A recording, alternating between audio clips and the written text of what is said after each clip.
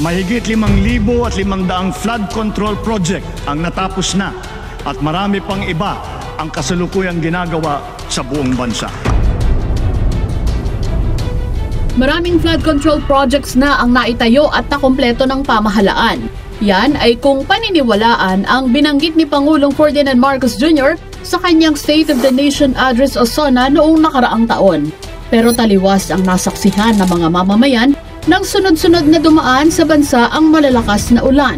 Sa ilalim ng Marcos administration mula 2022 hanggang 2025, may alokasyon na higit sa 1 trilyong piso ang gobyerno para sa flood control batay sa datos ng Department of Budget and Management. Ang mga lugar na dating hindi binabaha, pininsala ng mga malalakas sa flash floods, gaya ng tumama ang Bagyong Christine sa Camarines Sur noong nakaraang taon at iba pang lugar sa bansa. Bakit nangyari ito gayong bilyong-bilyong piso ang inilaang pondo sa Bicol Region para sa mga proyektong ito? Noong 19 Congress, hawak ni Ako Bicol Party List Representative Saldico ang Committee on Appropriations ng Kamara. Noong 2023 lamang, nasa 29.4 billion pesos ang pondo ng Department of Public Works and Highways sa Bicol Region, habang noong 2024 ay 31.9 billion pesos na pinakamataas sa nakalipas sa 3 taon. Ngayong taon, nasa 31.1 billion pesos ang pondo sa flood control para lamang sa Bicol Region. Dati nang sinabi ni Vice President Sara Duterte na 2 tao lamang ang may hawak sa pondo ng Pilipinas, sina House Speaker Martin Romualdez at Saldico. Ang budget ng Pilipinas ay hawak lang ng 2 tao. Hawak lang siya ni Congressman Zaldico at ni Congressman Martin Romualdez. Sino ba si Saldico? Isa siyang contractor na nasangkot din sa ilang kontrobersya sa mga kontratang pinasok sa gobyerno. Kaya inilarawan siya ni Senador Joel Villanueva na isang Dracula.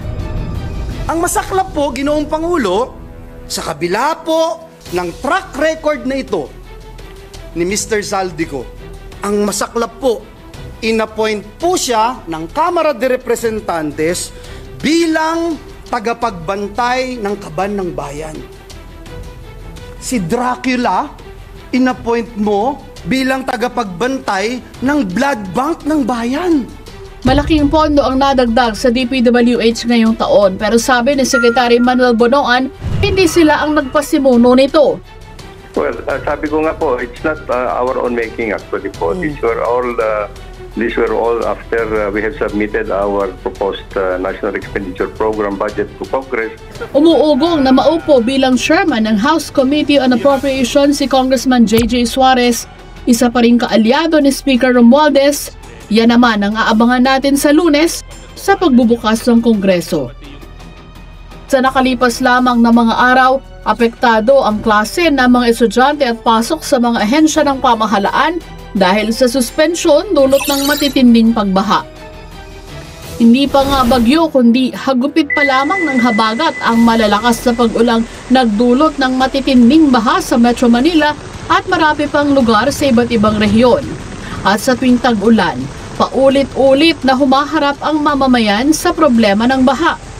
Kung totohanan lamang na nagagamit ang mga pondo sa kaukulan nito, matagal na sanang nasolusyonan ang matitinding pagbaha tuwing tag-ulan.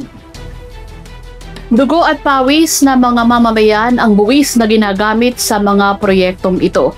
Pero nakalulungkot na sa tuwing may kalamidad, panandali ang solusyon at ayuda lamang ang itinatapat sa problema.